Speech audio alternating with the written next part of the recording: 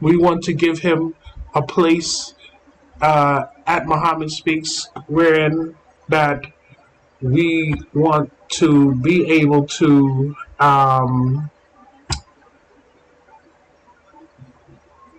we don't know if he has a home. We know that his videos are everywhere, and that we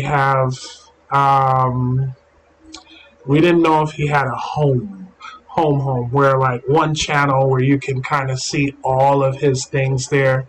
So we are giving him a home here at Muhammad Speaks News, and trying to upload all of his lectures, revise the sound, refresh the sound, spruce up the video quality a little bit, add some thumbnails, and also just give him a home here at Muhammad Speaks, as well as Dr. Shahrazad Ali, as well. And any recommendations from any of our brothers and sisters believers out here, of anyone that we'd like to give a home here, who are in line with the Honorable Silas Muhammad and the Lost Foundation of Islam. Of course, we have conductor attorney Malik Zulu Shabazz as well, giving him a home here. We've uploaded several of his lectures, including the great debate of the decade with Dr. Cornel West, which is currently the highest grossing, most popular video we have to date on the Muhammad Speaks News channel. So check that out when you get a chance. We also have all of the Messenger's books on the channel, audio books. So I'm getting wind from the streets out there that a lot of people are getting back into the Messenger's books because of these recordings. So we are grateful. Anything else, any recommendations from the brothers and sisters and the family out there who believe that there's something else that's out there that we should include on this channel, please let us know as well. In addition to the Messenger's books, we also have the Theology of Time lecture series. We split it in 2 parts, a total of 13 hours. We'll also be live streaming a lot of this content as well. We just want to be the one-stop shop for all things contemporary Islam, Black Muslim, if you will, Lost Foundation of Islam, Silas Muhammad. For those of you that have those videotapes out there, we'd love to digitize all of the Honorable Silas Muhammad's lectures. So if you have them and you'd like to work with us on that project, please, if you have any old pictures, please reach out to me at ali@afrodescendant.org. I'm putting the call out. Those of you that have those old pictures, especially those old Los Angeles pictures, those old Chicago pictures, those old Houston pictures, any city you were in the 70s, especially those from the 70s and the 80s, you want those beautiful Lord's Legion pictures.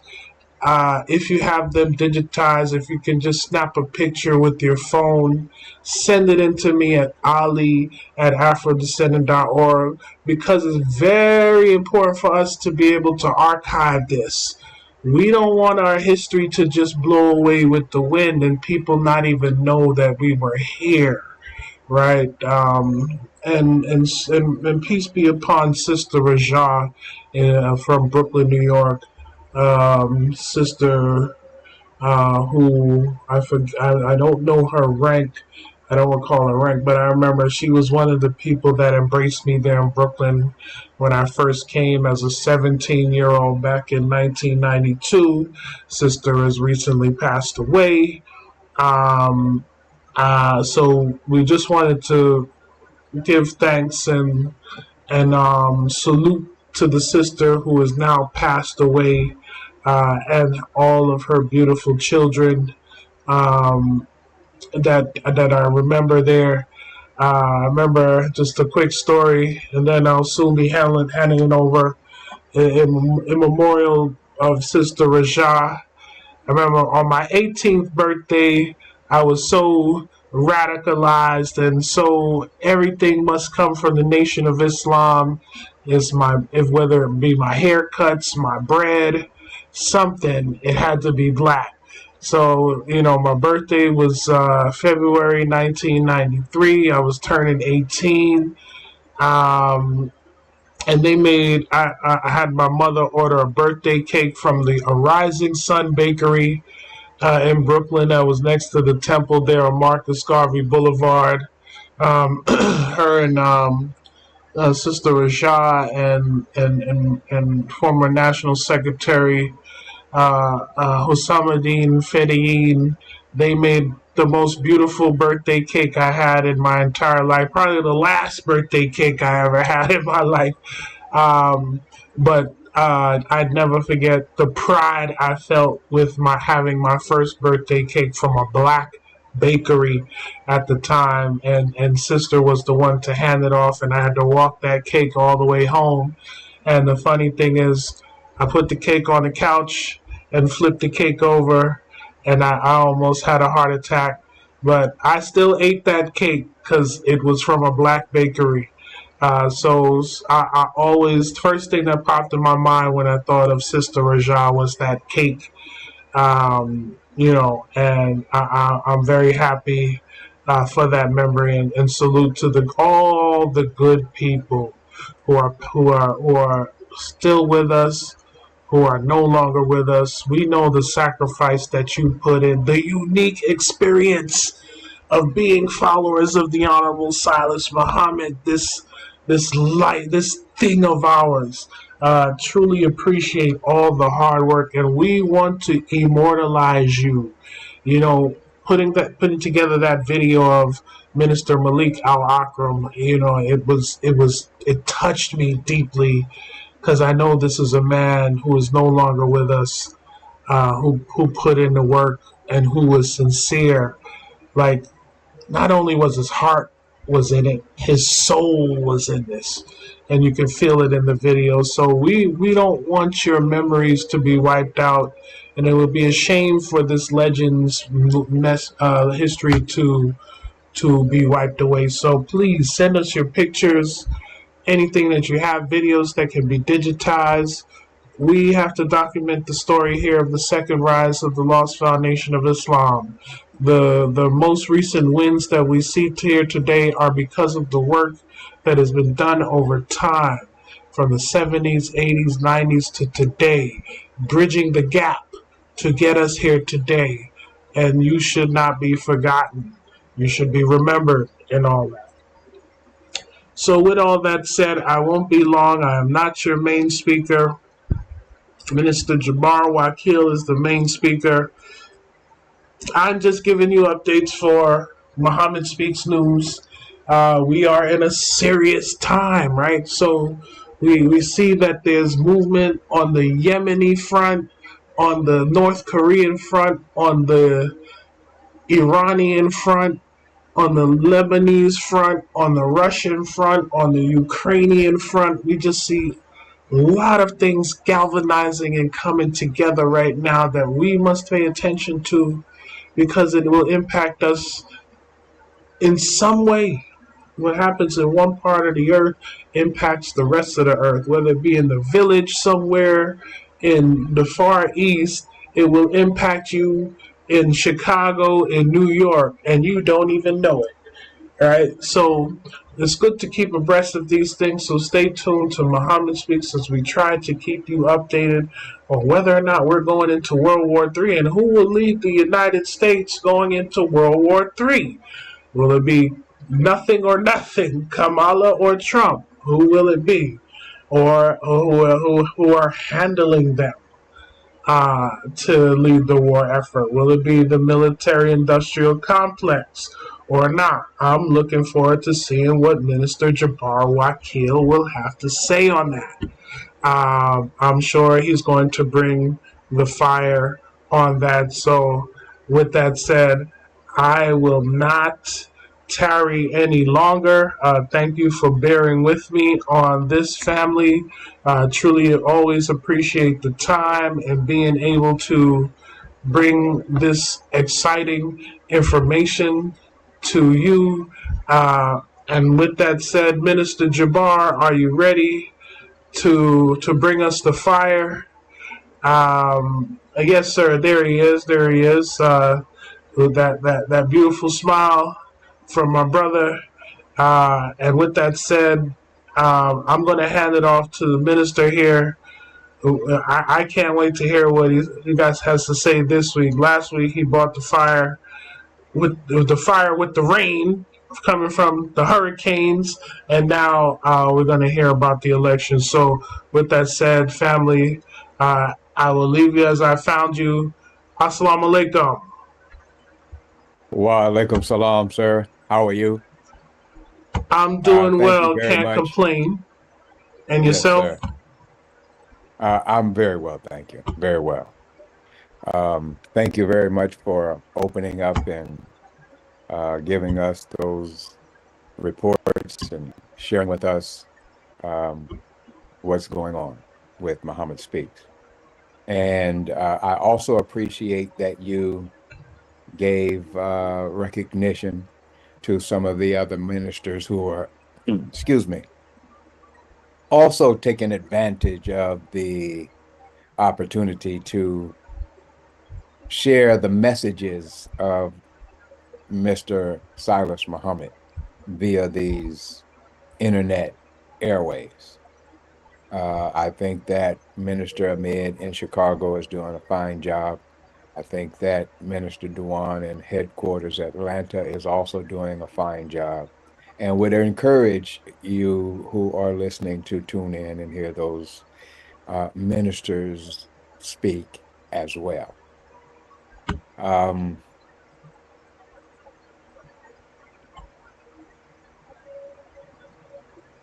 my mind is on this upcoming election because it's on your minds.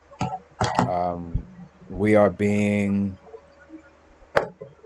inundated with election coverage information all day, every day in the media. We have an opportunity to compare candidates, but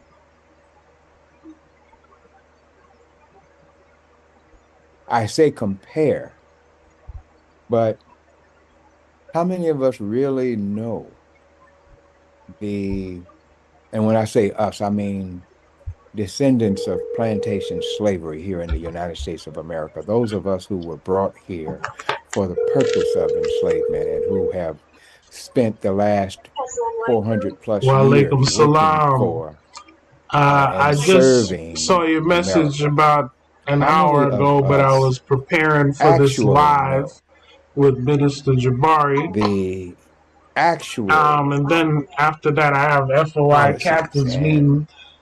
So I'll reach uh, out to him. I don't the see a missed call from actual him, so I'm not sure how he decisions tried being to reach out made to me, but I'll by give the him a call politicians that we tomorrow. put so much of our time and energy behind. My title, voting for Donald or Kamala, is like choosing between nothing and nothing. If I had in my right hand nothing, and in my left hand nothing, would you have an argument with your brother, your sister, your cousin, your friend, your workmate, fellow student, as to which the content of which hand is better than the other? Would you have that discussion? I think not. But in the case of these two political candidates, we have in our mind that we're choosing between something and something. I put forth that we're choosing between nothing and nothing. Why? Because in our entire history of having the opportunity to vote for the candidates here in America, when have we gained a benefit worthy of our vote?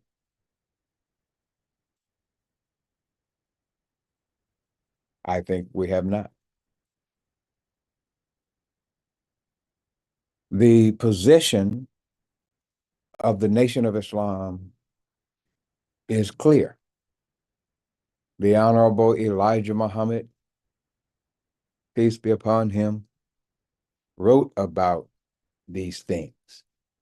And it is in honor, respect, recognition of Almighty Allah, who appeared in the person of Master Farad Muhammad, to whom praises are forever due, and in loving memory of the Honorable Elijah Muhammad, peace be upon him, who gave birth to we, the lost found nation of Islam, the Afro-descendant nation, and all of the success that we experience as so-called African Americans in the United States.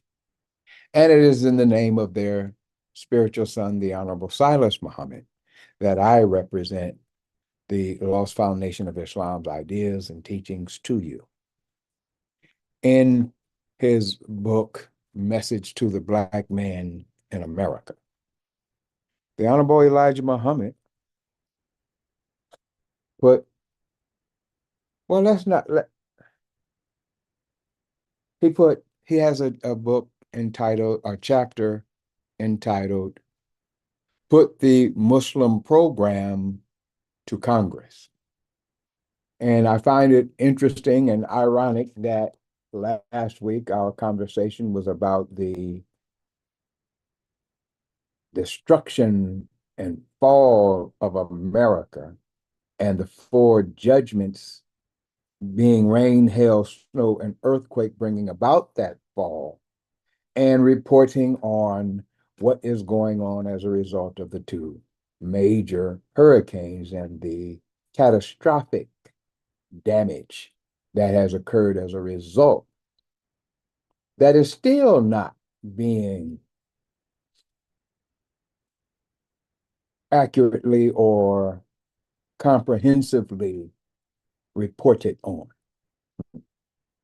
He starts out this chapter, the Put the Muslim Program to Congress, and Message to the Black Man, page 172. Ever since the 1930s, America has been struck by drought and dust storms. The outlook is for hail and snowstorms, great flooding rains, earthquakes, terrific cold and ice. These blasts of the elements will ruin crops, highways, railroad trucks, bridges, and street pavements. Well, this has all occurred and is occurring while we are here today. When he speaks about putting the Muslim program to Congress, he makes the statement, "It is difficult for me to advise my followers on taking part in the corrupt politics of our enemies, who are in complete control of the political affairs." Our enemies. You may not view them as our enemies because of your desire to integrate, to become a part of America.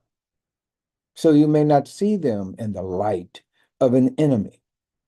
But examine the relationship we have with them in the historical context and see if you can identify a worse enemy any other people in history have ever had. I think you won't find one. He says there are many Black men and women who make splendid politicians. They could accomplish considerable good if they, like the white politician and his people, were given proper and equal recognition and justice for themselves and their people.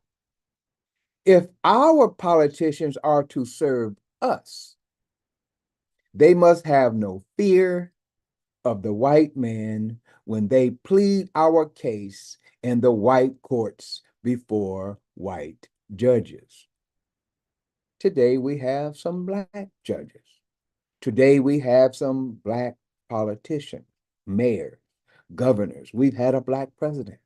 We have a Black woman running for president today.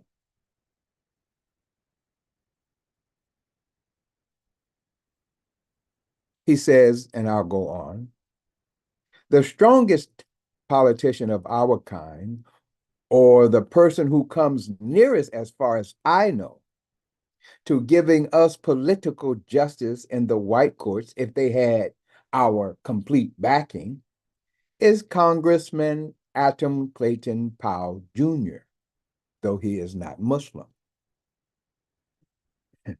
A Muslim politician is what you need.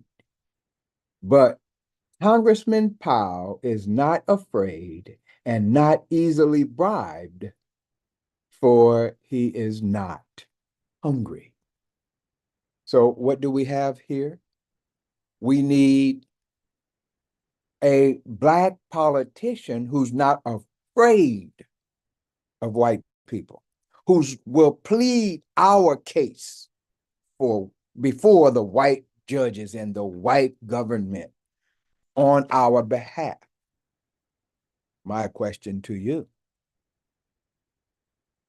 will Kamala do that for you?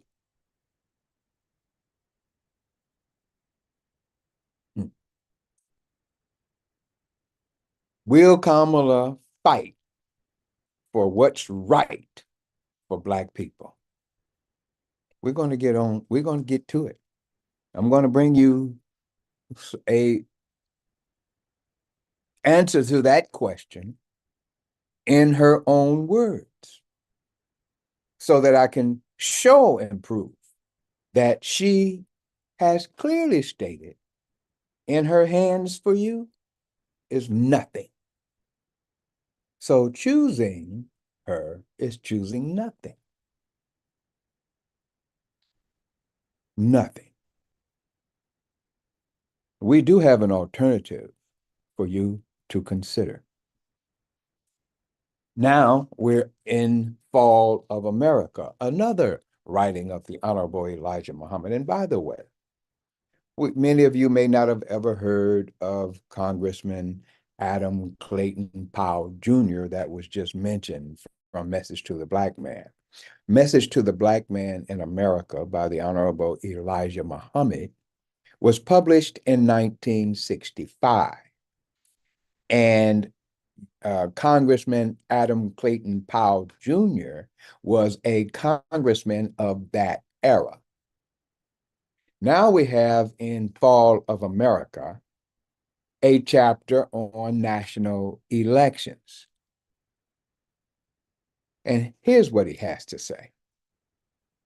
We must remember that our vote is strong and powerful only when and where the white man can use it to get in the office over his white opponent.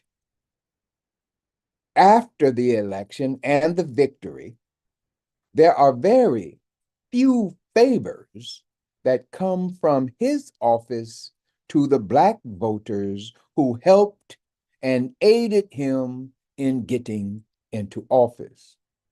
Why?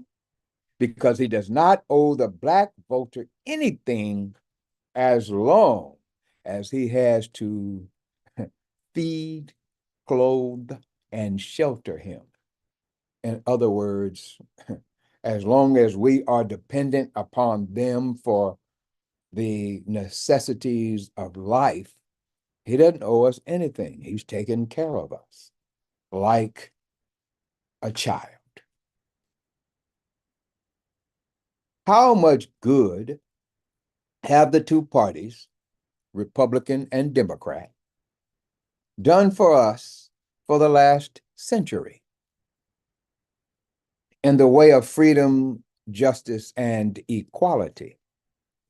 Regardless of what party wins, the die is cast against us, the Black people who are now recognizing themselves as Afro descendants in America. So we have there, and he says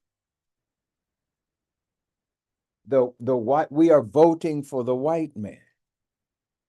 Well, you would say, well, Kamala's not white. Well, is she going to represent you? You see, there is this concept that we have acknowledged and recognized, and it's true for just about all of us. When it comes to identity, nationality, who and what you are, it comes to human rights.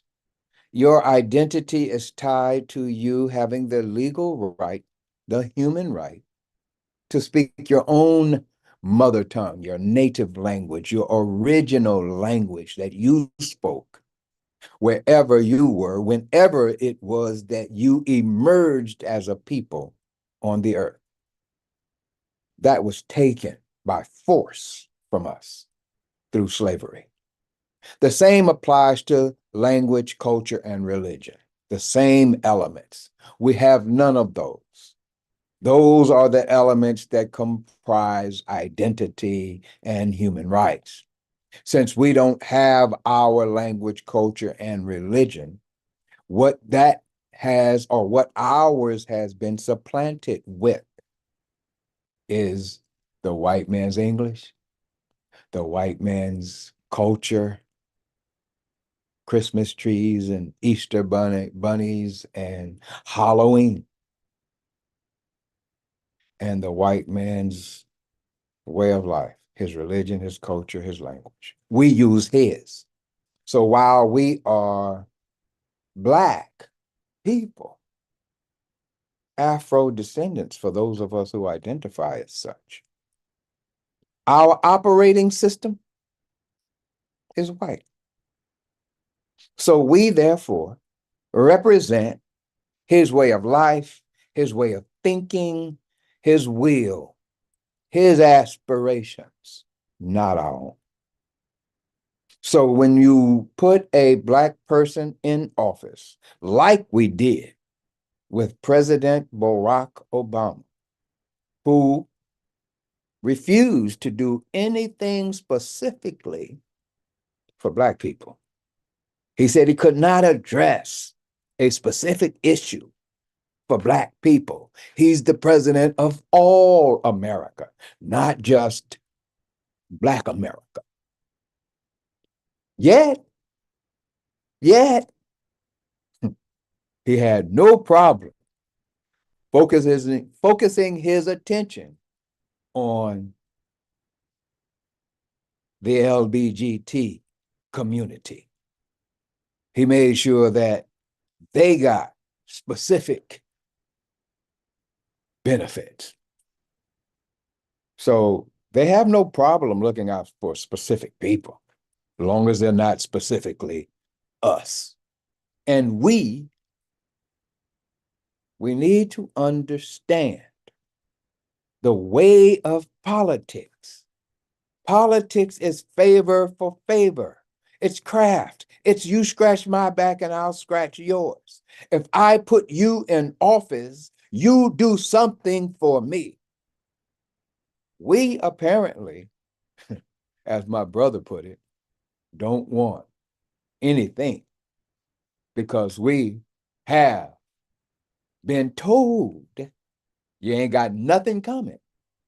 And yet, if I say to you who are fighting to get your first Black woman president. I'm not going to vote for her. You will attack me and say I am against the people. But let's see if that's really the case. Does Kamala Harris really desire to do anything specifically for Black people? Let's take a look. Let me get back to, here we go. I'm going to share my screen. I'm going to add a video here. Bear with me.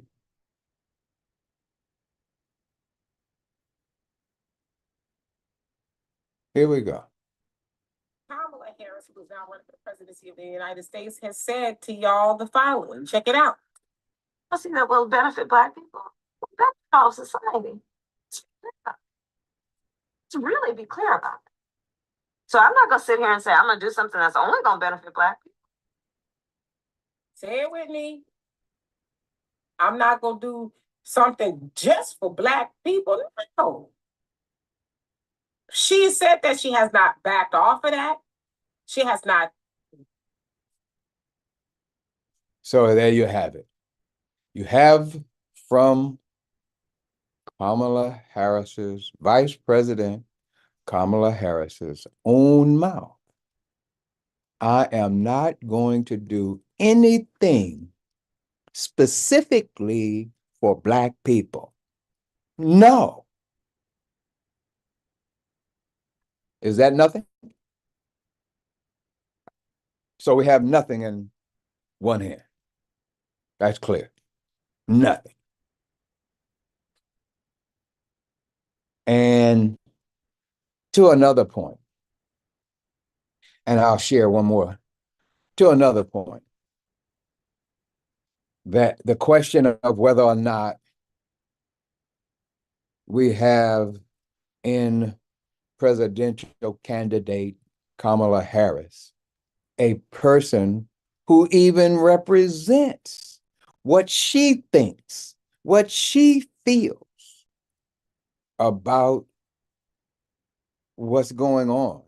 Or is she representing the interest of another constituency? Now, in the spirit of truth and accuracy, I'll have to say that I don't know if it is actually the truth that Miss Harris is using a teleprompter. But it is alleged that during a town hall meeting where she is interacting directly with her audience, it's a Hispanic audience on a Hispanic network.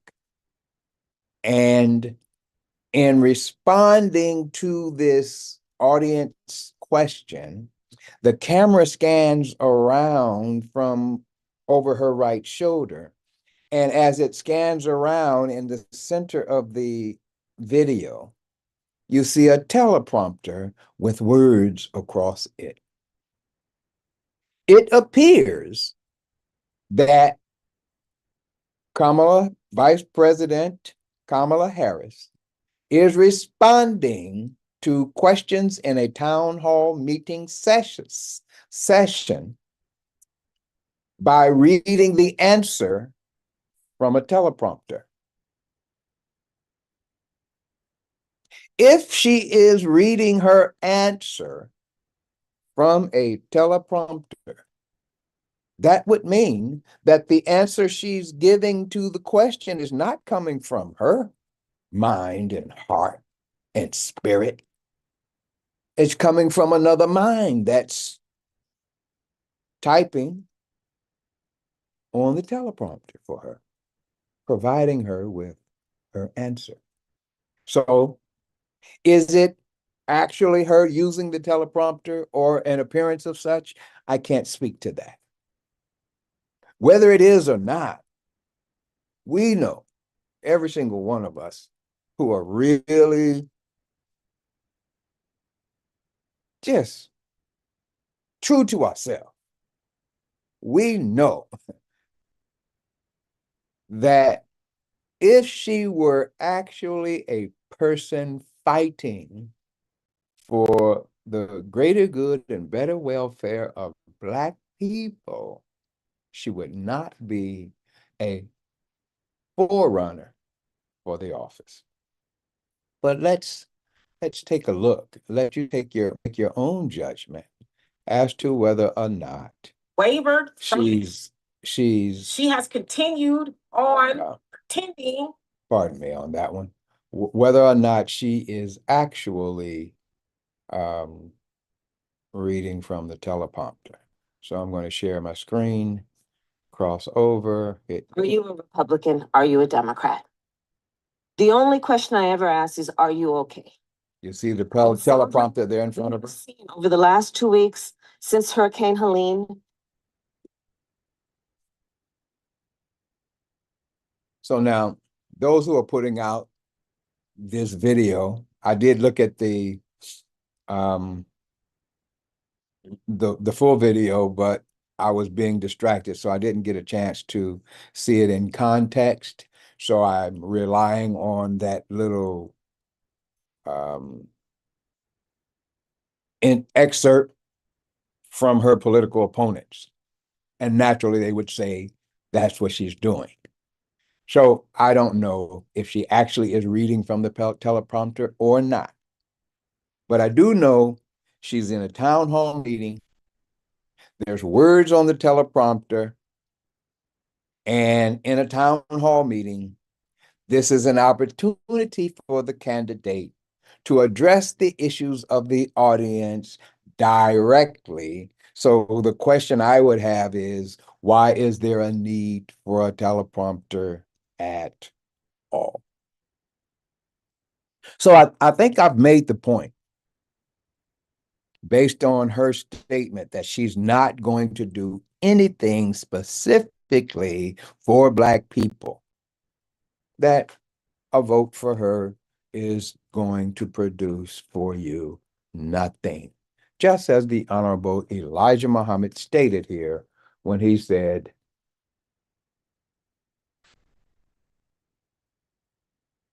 oh, here it is, the wrong book.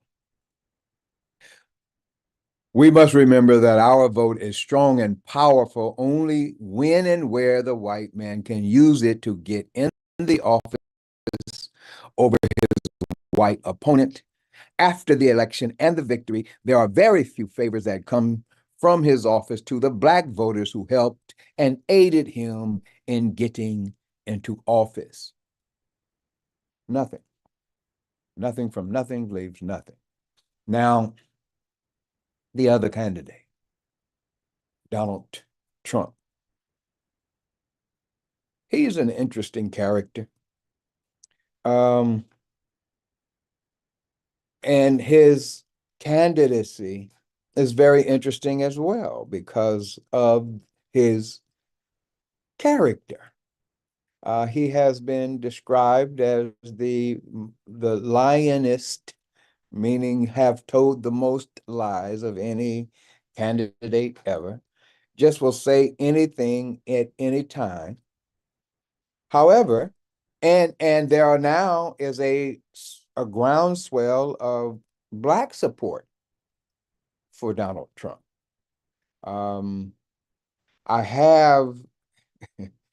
I do have a tape of him when he was being questioned about police brutality and police killing Black people.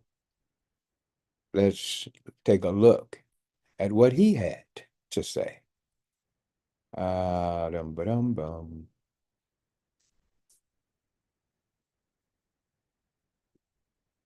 Pardon me. I'm bum. There we go.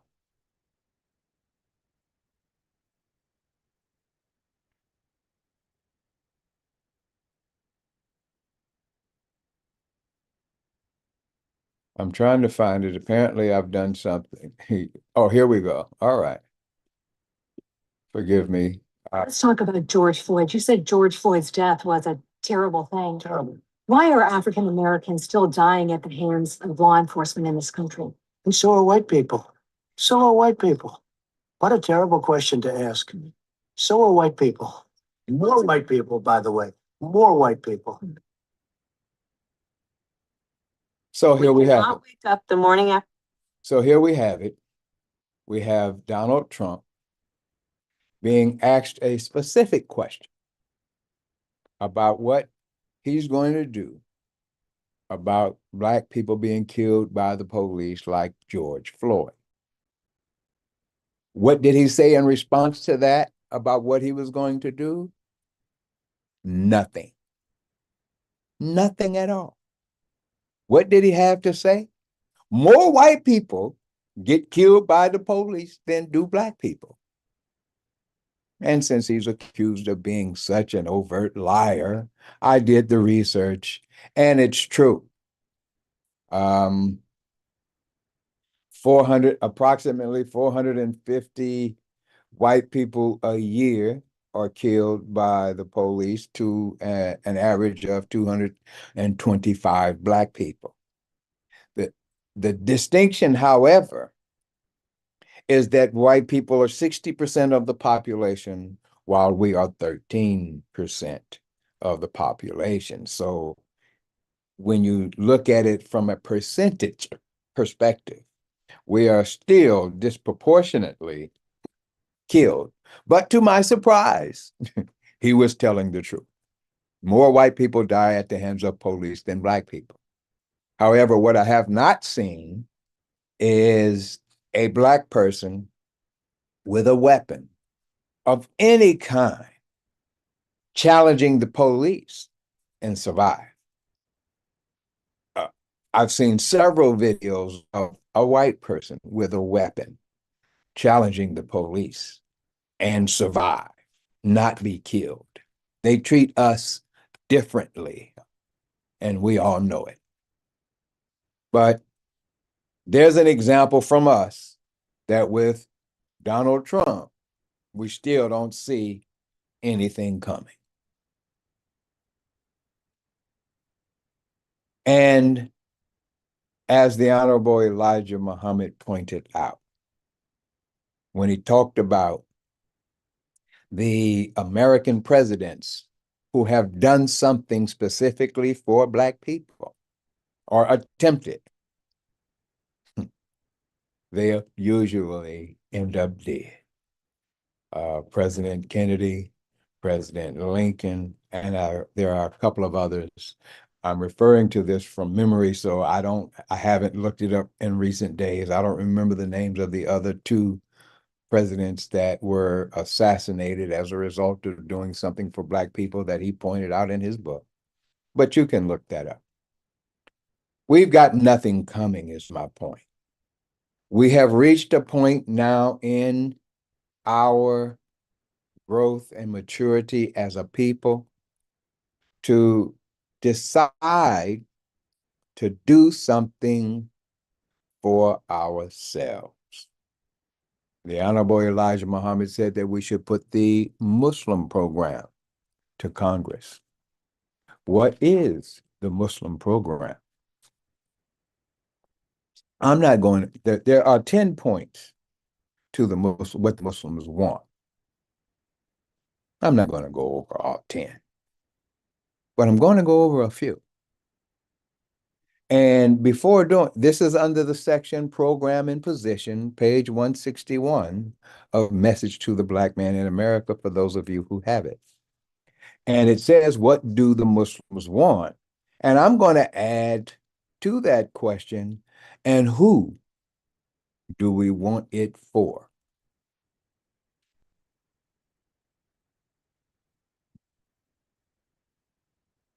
This is the question asked most frequently by both the whites and the Blacks. The answers to this question also state as simply as possible. Number one, we want freedom. We want full and complete freedom. We want justice. equal justice under the law. We want justice applied equal to all, regardless of creed, class, or color. Do we get that now? Are we free? We want equality of opportunity. We want equal membership in society with the best of society, civilized society. And now we're at number 4. Number 4 is really key. We want our people in America whose parents or grandparents were descendants from slaves to be allowed to establish a separate state or territory of their own, either on this continent or elsewhere. We believe that our former slave masters are obligated to provide such land and that the area must be fertile and minerally rich. We believe that our former slave masters, pardon me, I got a little glitch. We believe that our former slave masters are obligated to maintain and supply our needs within this separate territory for the next 20 or 25 years until we are able to produce and supply our own needs. Since we cannot get along with them in peace and equality after giving them 400 years of our sweat and blood and receiving in return some of the worst treatment human beings have ever experienced. We believe that our contributions to this land and the suffering forced upon us by the white America justifies our demand for complete separation on a state or territory of our own. Now, in a nutshell, that number 4, what the Muslims want, and I asked the question, who do we want it for, is reparations. Reparations represents repairing the damage done to we, the people who they have damaged. And we are a people. It's not an individual circumstance. You, most of us, when we speak about reparations and we fight for and challenge the government for reparations, we are looking for a check. We want the United States government to pay each and every one of us our check. They owe us, but the check is not the form that would be the best form for us to receive our reparations in. The check will not repair the damage done to us, because when they, through an act of war, attacked us in our native lands and countries in Africa and took us from our native tribes, took our native language, culture, and religion from us, and forced upon us theirs, a check won't repair that. You can't take your check and buy a land for your people to have a nation and a government on. It's not going to suffice. We need a separate state or territory. We need to separate from the United States of America. You don't want that. You want your reparations, but you are loving the good time you having in America. And you think you are having these good times in America because white people have changed. They have all of a sudden become your friends. After 400 years of brutal treatment described by the most honorable Elijah Muhammad as the worst treatment any people have ever received, you think they are suddenly your friend, even though we saw what they did to George Floyd.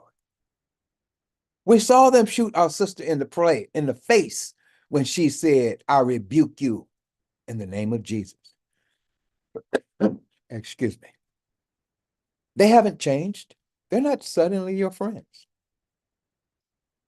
They want you to think they've changed. They want to keep hope alive in you for America. So they put Kamala in front of you to renew your spirit and your belief that you can get freedom, justice, and equality in the United States of America. When the United States of America is under divine attack.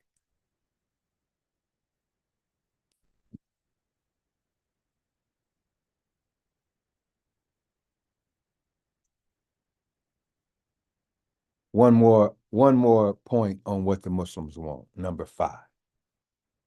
We want freedom for all believers of Islam now held in federal prison. We want freedom for all Black men and women under the sentences or death sentence in innumerable prisons in North America as well as in the South. We want every Black man and woman to have the freedom to accept or reject being separated from the slave master's children and establish a land of their own. So we're talking about separation. How do you receive, as the Honorable Elijah Muhammad said, the same equal rights of all other citizens if you don't have a land like the other people have? The United States of America has a land they can call their own. They can go into the land and pull the natural resources out.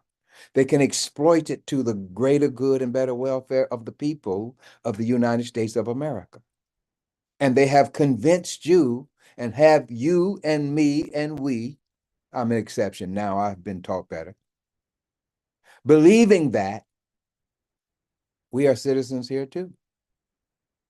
But you see, there is a agreement between the citizen and the government, between the people and the government.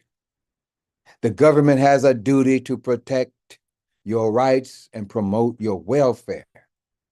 And they demonstrate to you and me daily they're not interested in doing that. They're not. We have the blatant example before us today of the situation where you have illegal immigration coming from south of the border,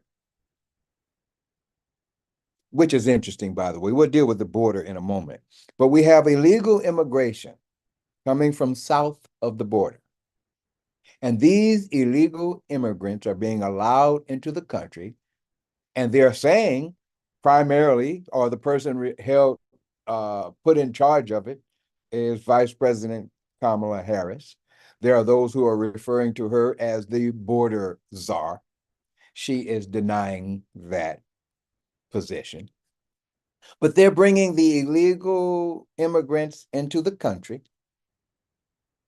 and they are providing them with very nice, very high quality housing, furnished, flat screen TVs, food in the pantry. They're providing them with utilities. They don't have to pay the bills. They don't have to pay the rent. They don't have to turn on the gas. Groceries, transportation, healthcare. And in Los Angeles, Black people, the dominant population living on the streets in Los Angeles, they're not getting such care from the government. The government don't have no money to help us. But they are taken care of. They're looking out for the welfare of illegal immigrants, and not you and I. If you don't get it yourself, you're in a world of trouble. So we are not treated as actual citizens. We're treated as pseudo citizens. Or if there is a caste system, we're the untouchables. So don't believe the hype. Now, here's something that we're going to go into a little further. The Honorable Elijah Muhammad provides an explanation of what the Muslims want. We're talking politics today. You're talking about voting for nothing or nothing. And I'm trying to show you something. Explanation of what the Muslims want. He says, if we ask you, meaning the white American slave master, for freedom indeed, I think we are right. We use the words indeed as we have been your subjects for now 400 years. That is a long time to be a subject people or the slave of a people. 300 of those years we worked for nothing. So now he called us a subject people. I decided to explore that concept and ask AI, what is a subject people? So let's take a look at what ChatGPT had to tell me of what the characteristics are of a people who are subject to another people. It went into great detail, but I'm going to just give you a little bit of it. Let me see if I can get over here and share my screen again.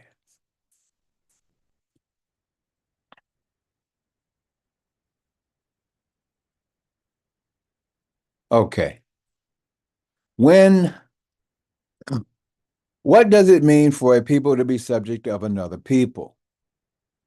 When one people are referred to as being subjects of another, it suggests a power dynamic where the subjects are under the authority, rule, or control of the dominant group. This relationship often implies subjugation or a lack of equal rights and autonomy. Historically, the term subjects has been used in context of colonialization, monarchy, or systems of servitude, where the ruling group, the sovereign or colonizer, imposed its laws, culture, and will on the subjected people. Does that sound like a description of us? For a group to be subjects of another people generally means that their political, social, and economic freedoms are restricted, and they may lack sovereignty over their own lives and communities. This can lead to cultural assimilation, economic exploitation, and systematic inequality. I don't know about you. All of that sound to me like us. We are subject to them. We speak their language, not our own. We follow their laws, not our own.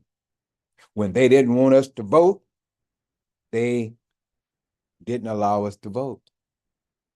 And then, as a result of the dissatisfaction among us and our expressing that dissatisfaction by joining on to the most honorable Elijah Muhammad and the lost found nation of Islam in vast numbers, He had to seek out an alternative venue or direction for you to express that dissatisfaction, one more palatable to himself.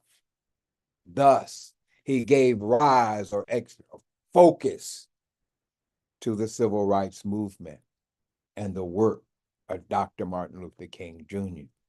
And he elevated Dr. King, and they put him on the front page of his newspapers, and he put him on your television news stations, and he covered his marches, and he gave him the Nobel Peace Prize. He did all of that to take your attention, divert it from separation, separate freedom, justice, and equality to integration with him. A false show of friendship.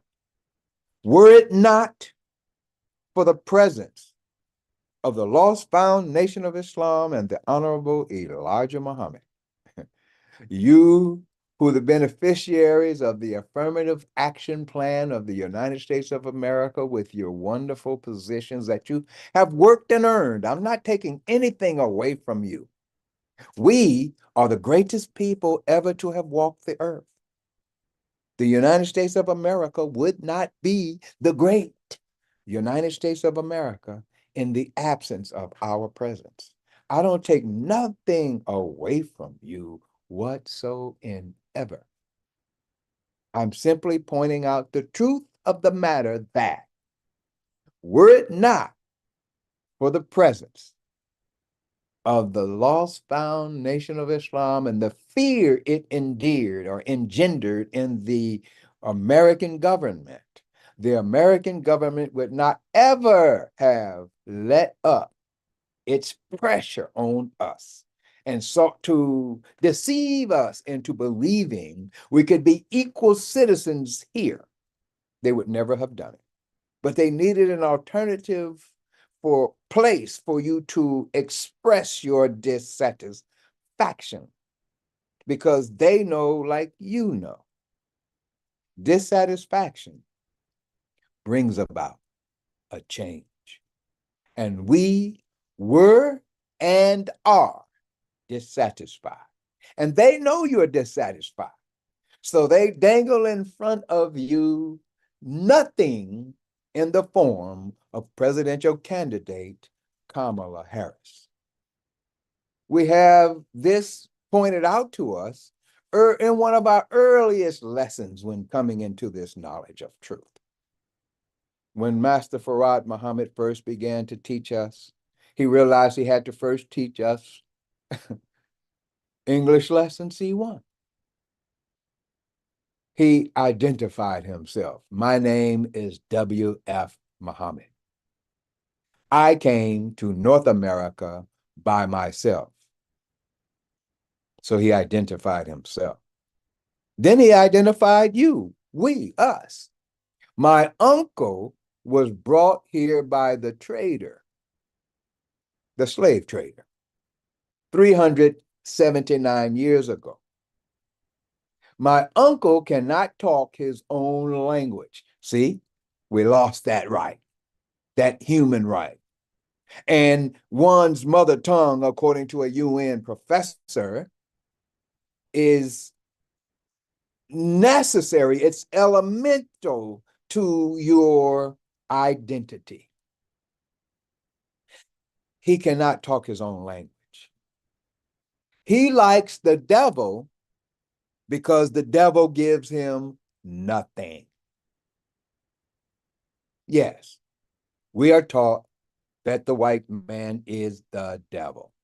It's an unpopular position with you who want to integrate with them. I understand that.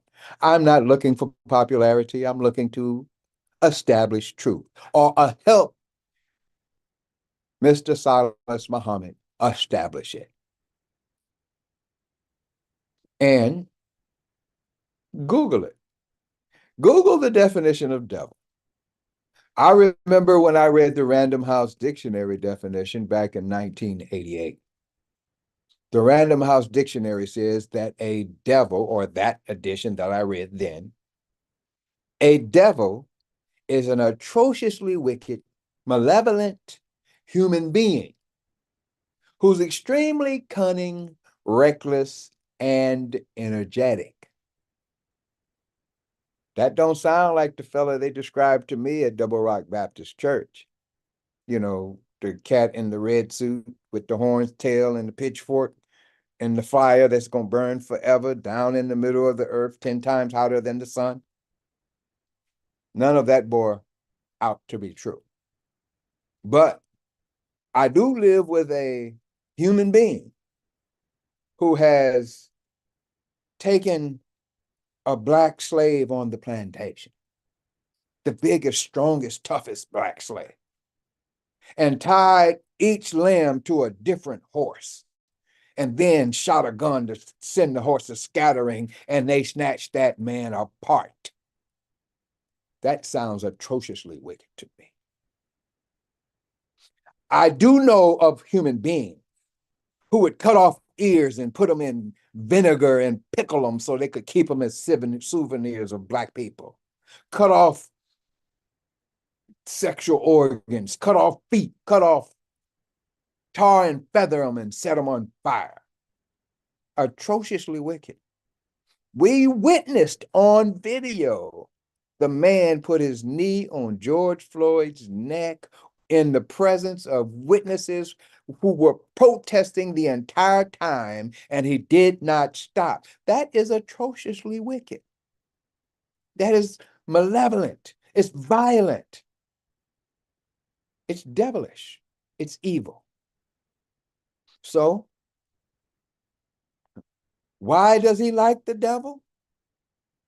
Because the devil taught him to eat the wrong foods.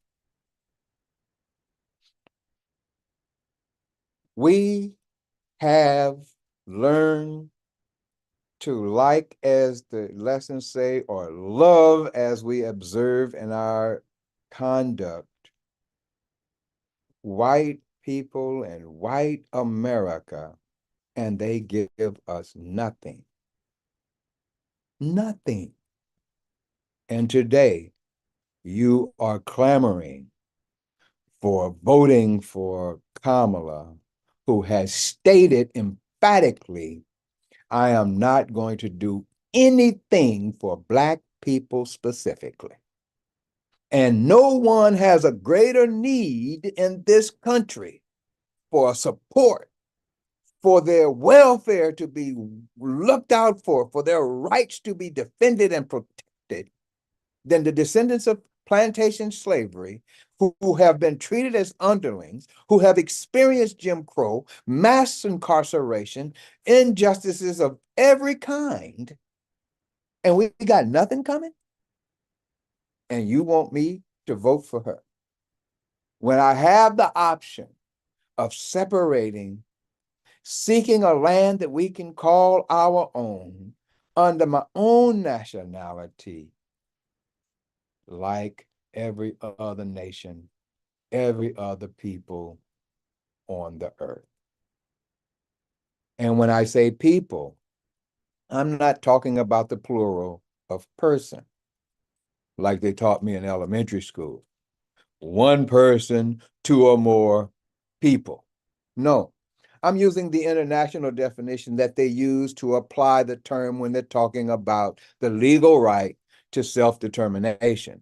So you can't have a conversation about things legally and not have specific definitions for the terms used, because you can't apply law to something that's undefined. A people in international law is defined as the combination of all of the elements that comprise a nation or a state. We all acknowledge that Black people are different. We are not like them. They are not like us.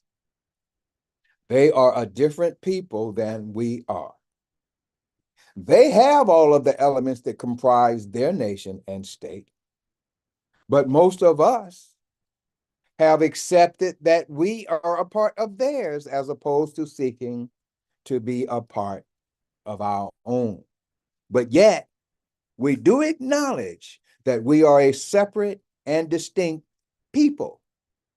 So if you take that acknowledgement to the international level and acknowledge that if you are a people, then in order for you to be or we to be recognized as such by all of the other people of the earth and rejoin the human family of the earth, then we have to unite and form and structure ourselves into a nation or a state, as per the definition of people.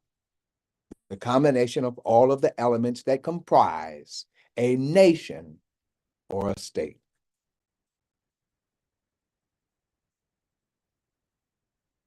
I appreciate the work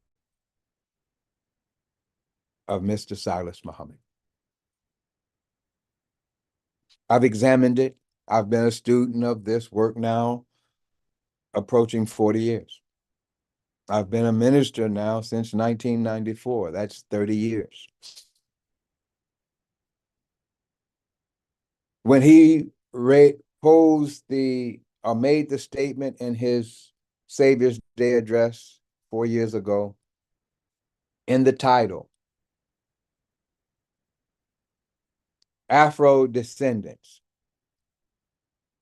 you have the legal right to self-determination. This is your Savior's Day. That was the title of his address. And that title calls me to dig and search and question and research more. And when I completed that search, I was able to realize that based on what is required in international law for a people to be recognized as a nation or a state, all of the infrastructure, all of the elements, all of the necessities we would need to achieve for the rest of the world to recognize us, he put in place. All that he could put in place, he put in place. There's another element that he doesn't have control over. And that element only you control.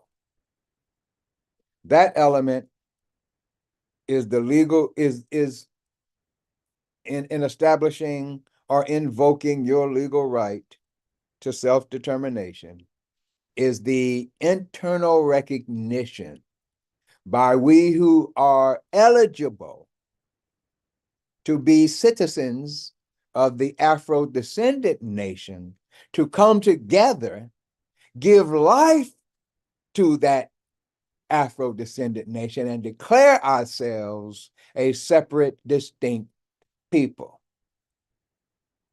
We have to do that ourselves. He can't do that for us.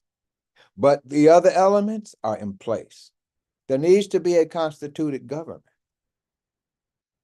that the people acknowledge. It's in place. Yeah, it's in place. So back to the election. I diverted a little bit. Back to the election. Back to the United States election. Back to putting the Muslim program to Congress. There is a third presidential candidate. He's not on the ballot in most states, and he's not being shown on the news. You're not hearing his name even mentioned, but he is a Black man who is unafraid. I know he's unafraid because I witnessed his fearless behavior in May, I believe it was May 20th, 2024, at the National Press Club in Washington, D.C.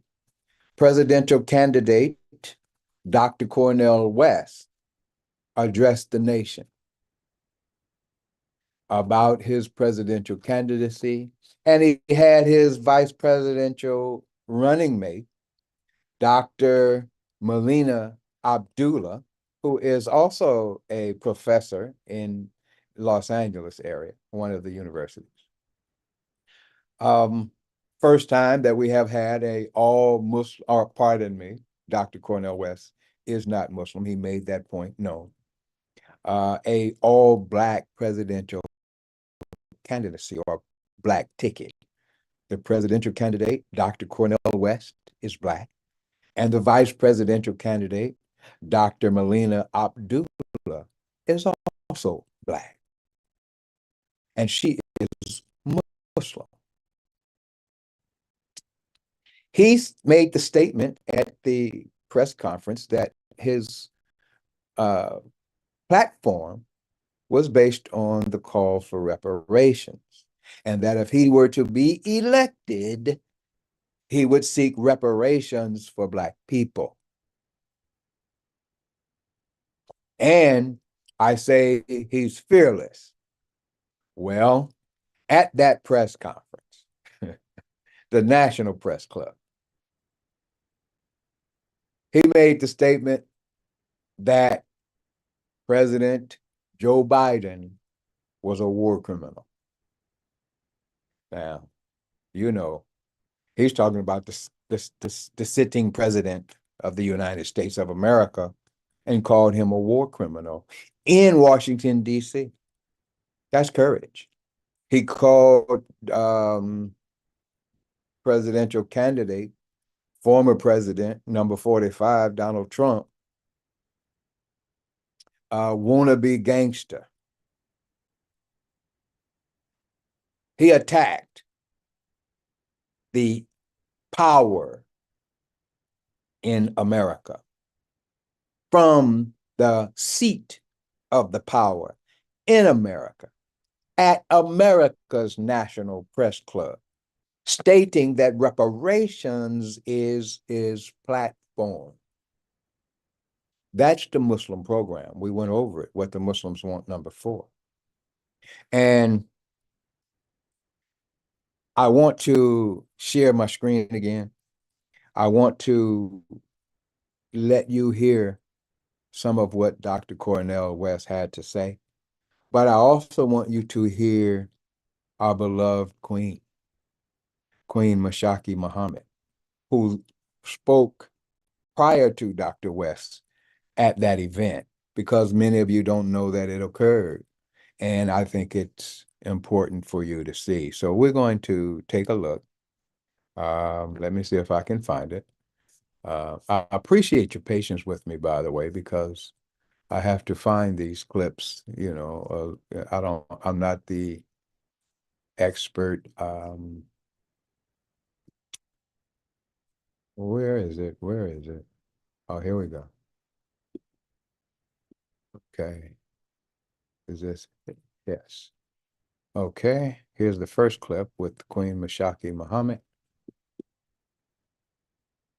Receive now one of the greats in our struggle, attorney Harriet Abu Bakr, the wife of the Honorable Silas Mohammed. Let us hear from our queen.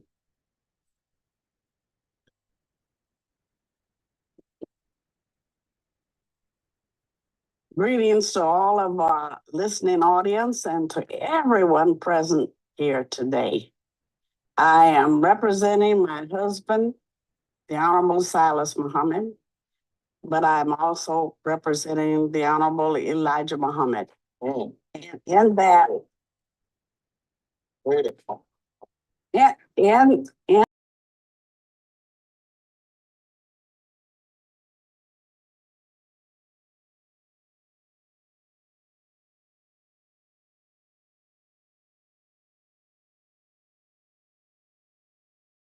fight for the right reason.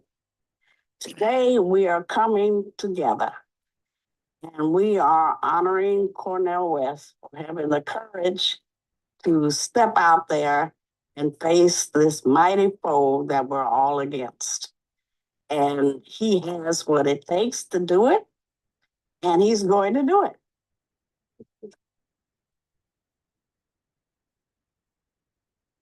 we as Muslims have in the past never been too active with politics, but it's not because we don't understand the power of politics. That's why we aren't, because they haven't been doing anything for us.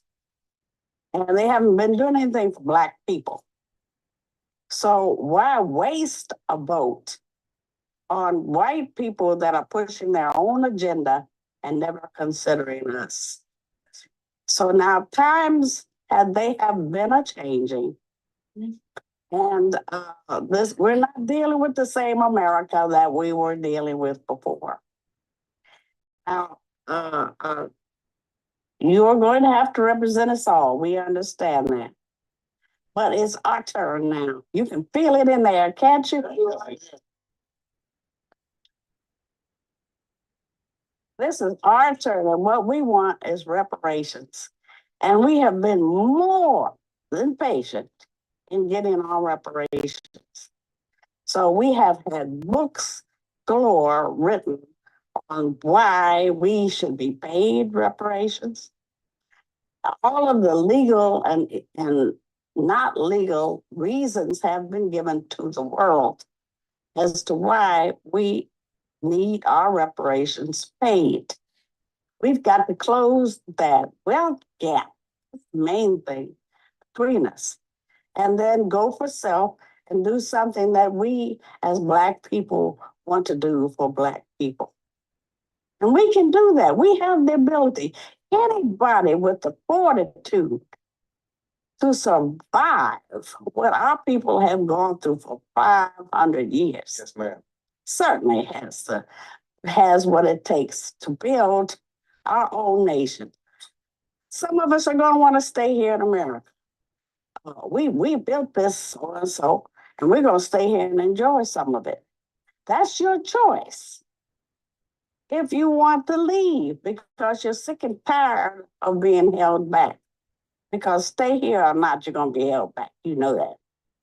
All right. That's your choice. There are other African nations that may or may not have been involved in the slave trade, but some of them are realizing now that it would be better if we came back home, they call it. And some of us are going to want to do that, but under certain circumstances. Now, reparations is about negotiation. And we need to negotiate the terms of these reparations. Just don't use it as blanket term, reparations. Reparations for us is going to be what we make it be. And don't get so carried away until you forget what's going on in the world around you. You see the wars taking place. If you watch what's going on in Israel, it doesn't take a lot of imagination to know what could happen to us here. Let's be real. Let's address the elephant in the room. All right? So then you have to start thinking like that. What if that happens to me? What if that happens to us? Because your uniform is going to be the color of your skin. And they don't care whether it's dark or in different shades of brown, light, bright, and damn near white. You're going to have on a uniform. No one's going to ask questions. You know, they'll do what they do and then ask questions. So we are here regardless to our political thoughts. And we have to be ready to face the truth of all of this. So I'm speaking on behalf of Afro-descendant nations because we've always been warriors. I pledged my life for this cause. We all have pledged our life for this cause. And whether you pledge it or not, you might give it up. So why not go all the way? Why not? Thank you.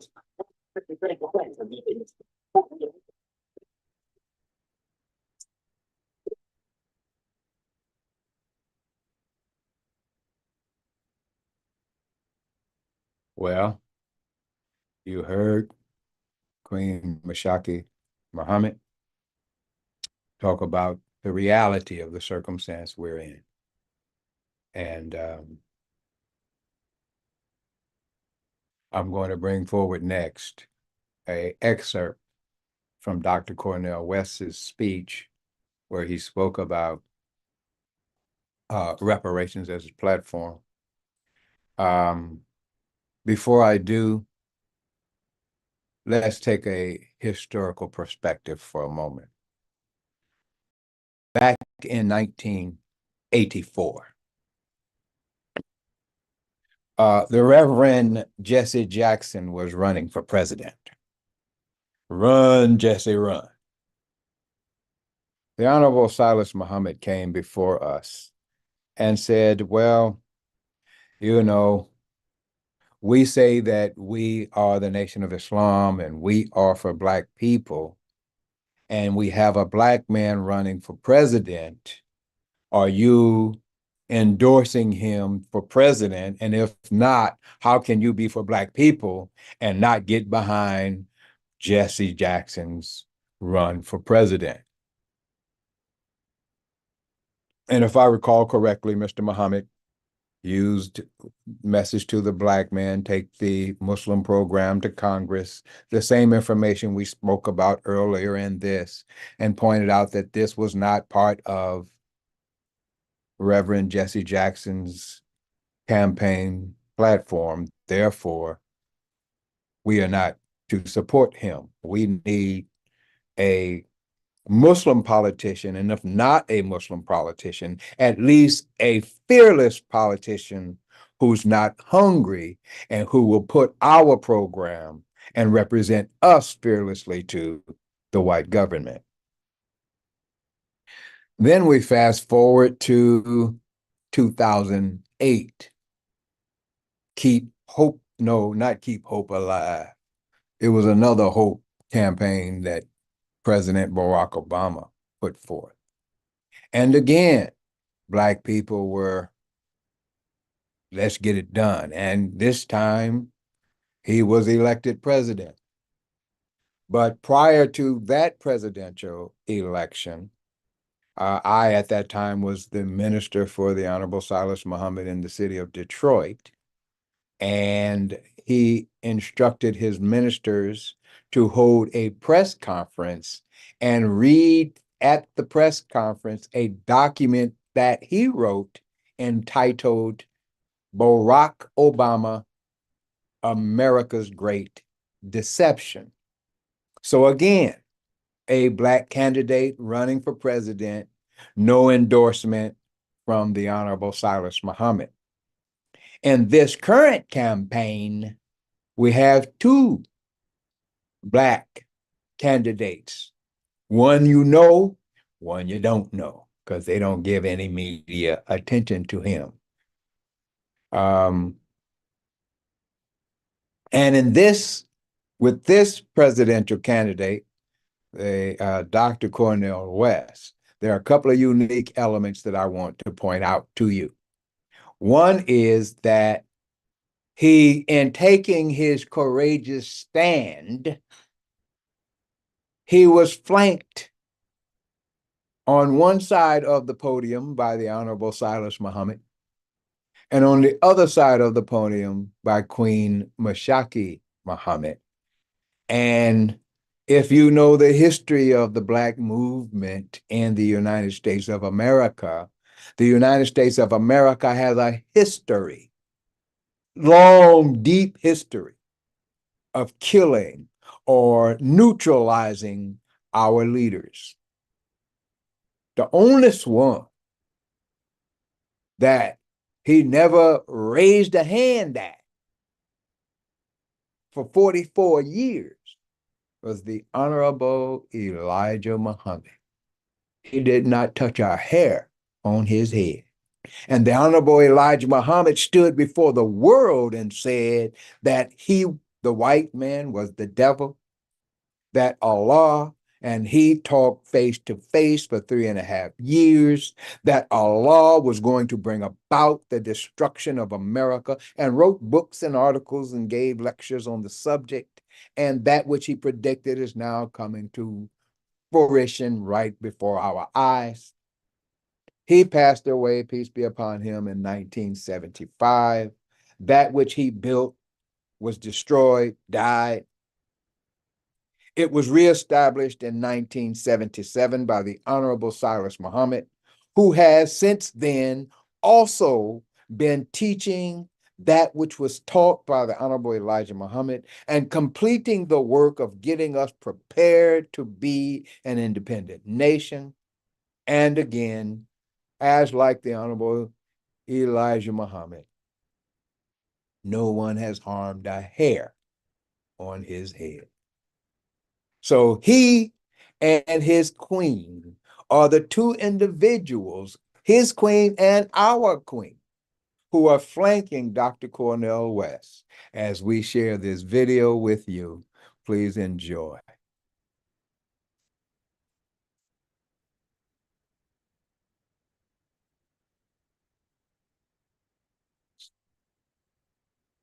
Broader than Rome, more extensive than the British Empire. Yes, that's what the American Empire brags on, even as it is imploding in this very moment. They call it polarization, and I call it gangsterization.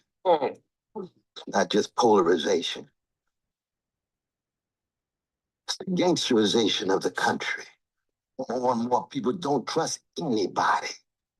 More and more people willing to grab for their gun in any moment of conflict. That has much to do with the gun violence, not just in the country as a whole, but within the Black community. Because if you believe you can militarize the world, then that comes home and you end up militarizing your own society. I have traveled all across the nation. I go to elementary schools. They got more police than they have nurses and counselors.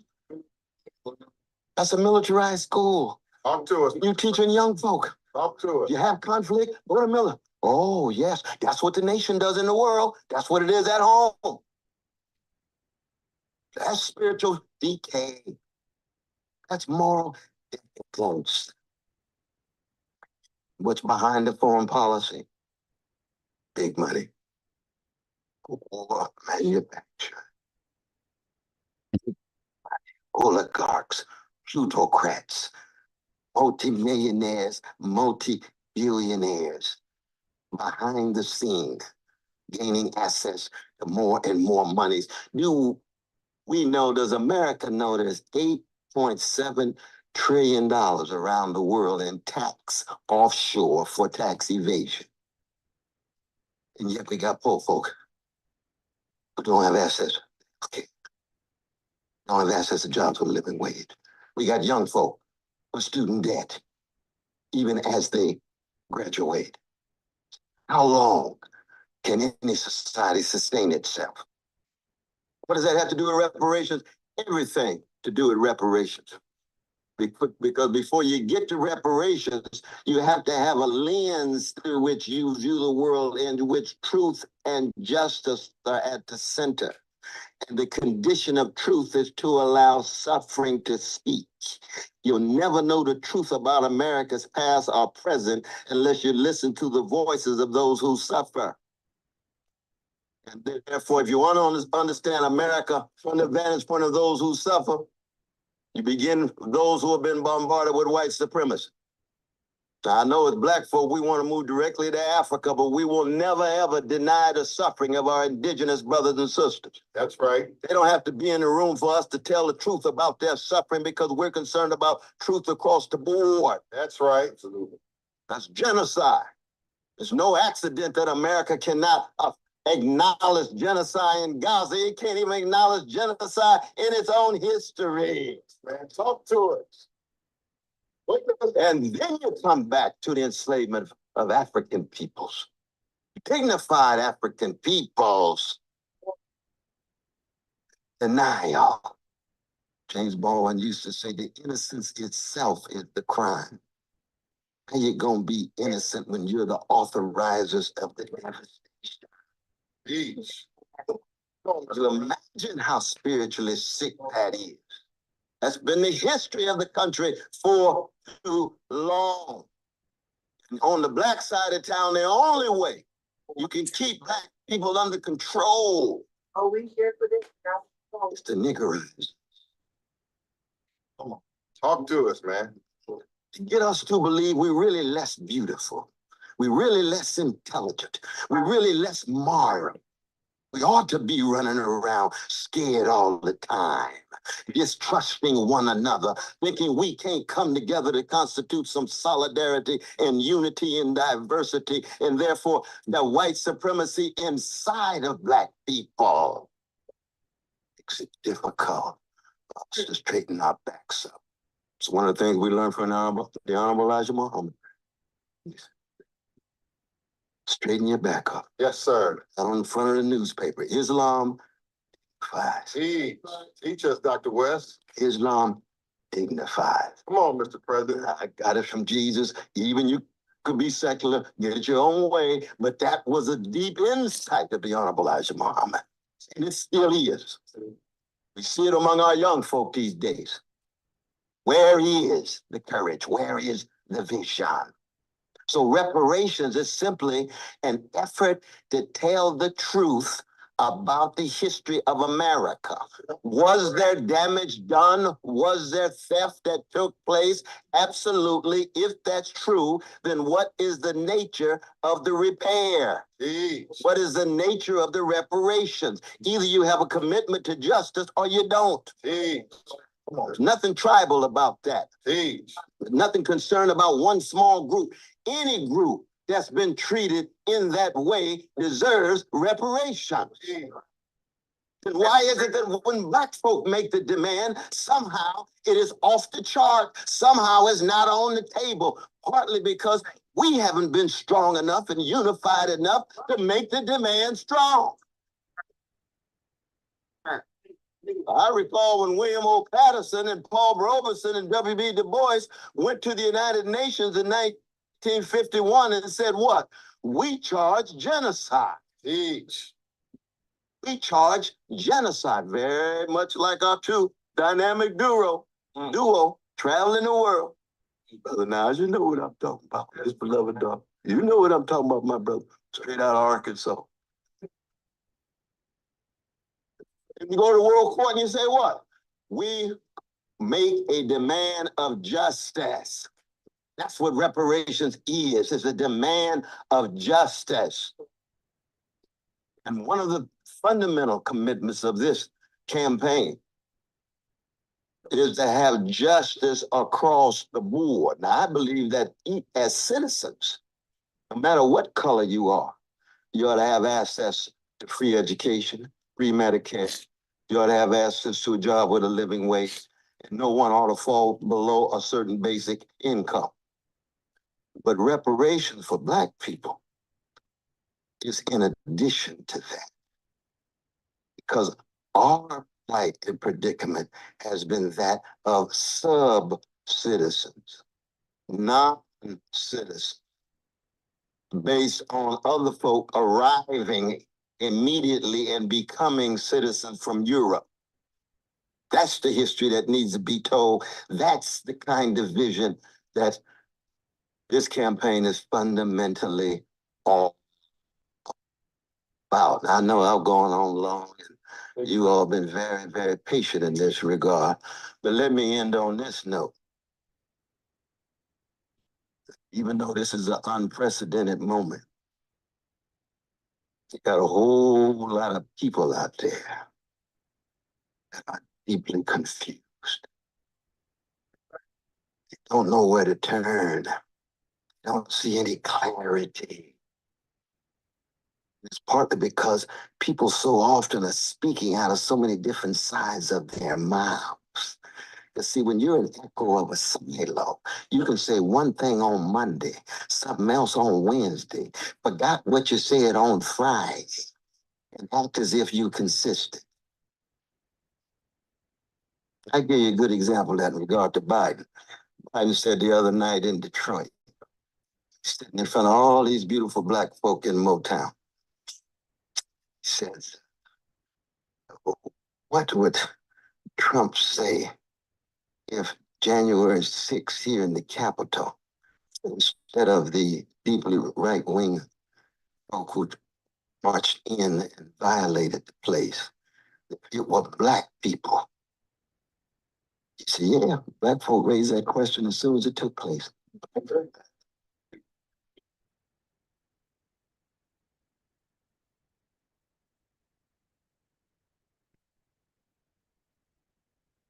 Well, I hope that you enjoyed that segment of Dr. Cornel West's presidential candidacy speech at the National Press Club, where he put emphasis on reparations. Dr. Cornel West is not on most of the ballots. I made the point of pointing out that the Honorable Elijah Muhammad and the Honorable Silas Muhammad were and are courageous voices against the institution of the United States of America fearlessly and have been unharmed the whole time. I made the point to show that if you're going to take such a fearless stand, then to do so with being flanked by two Muhammads is probably the safest method, the safest position from which to do it from. So that was my reason for pointing that out. One other thing that I want to point out is that Dr. West is not on the ballots in most states. And I'm sure that's intentional. But I have decided to provide for us the process by which you write in a candidate's name. If you want to vote for someone who is not on the ballot, you have to follow some specific steps. One is you have to find the write-in section on your ballot. Locate the section for write-in candidates. Pardon me, before I go into that, there's one other thing I want to point out. I intended to point that out before getting to this, so I'm going to pause this and come back to it. I shared that there has not been an endorsement by the Lost Foundation of Islam of any of the Black presidential candidates. And this also goes back to 1972 with Shirley Chisholm. She was not endorsed by the Honorable Elijah Muhammad. So there has never been an endorsed Black candidate until now. And the way that the endorsement occurred is during the question and answer session of the press conference that I just shared you the two clips from. A student at the back of the room raised his hand and asked the question, and he didn't direct it specifically to Mr. Muhammad. I think he said any of you couldn't answer it. I think he was directing it to Mr. Muhammad or to Attorney Malik Zulu Shabazz or some of the other presenters. And his question was, are you advocating, and I'm paraphrasing from memory, are you advocating that Black people register to vote and vote for Dr. Cornel West? Immediately, the Honorable Silas Muhammad responded, yes. And then, surprising the audience, surprising Attorney Malik Zulu Shabazz, he got the microphone and said, I want to hear if that what you saying that again. And he put the microphone in front of Mr. Muhammad and asked the question again, to which he responded, yes. And you can view this and the entire press conference on the National Reparations Conference YouTube page. And you can watch the whole thing. So the very first candidate ever endorsed by a leader of the Lost Foundation of Islam is Dr. Cornel West, who meets the criteria pointed to in Message to the Black Man in America, put the Muslim program to Congress. So now back to what to do if you want to write in the candidacy of Dr. Cornel West and Dr. Melina Abdullah. Step one, find the write-in section on your ballot. Locate the section for write-in candidates. It might be at the end of the list of candidates for a particular office. Write the candidate's name in the provided space. Clearly write the full name of the candidate you want to vote for. Be sure to spell it correctly, as an incorrect spelling will result in not having the vote counted. You can't just put the first name or the last name. That also can cause the vote not to be counted. Fill in the oval box if required. Some ballots may have an oval or a box next to the write-in candidate line that you need to mark. This step is essential to ensure that your vote is properly recorded. Review and submit your ballot. Before submitting your ballot, double check that you have filled it out correctly, including the write-in candidate. Follow the specific instructions your local election provides. And in different states have different rules for how to do a write-in candidate or to vote for a write-in candidate. So check with your own state's election commission to determine what the steps are to make sure that you do it correctly if you want to do a write-in for Dr. Cornel West and Dr. Melina Abdullah. Thank you very much for tuning in today. We appreciate you coming in.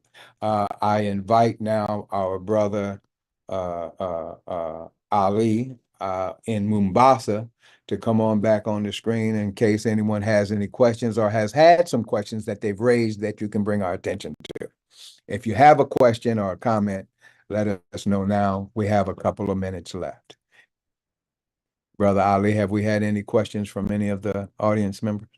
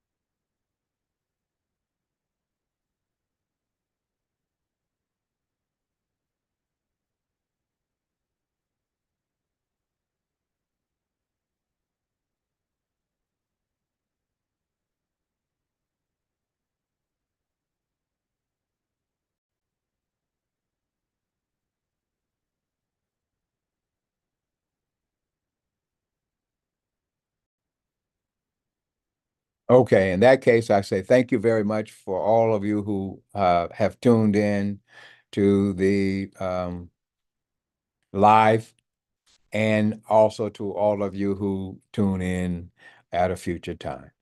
We appreciate you. Hope that you have gained something positive and productive from this information.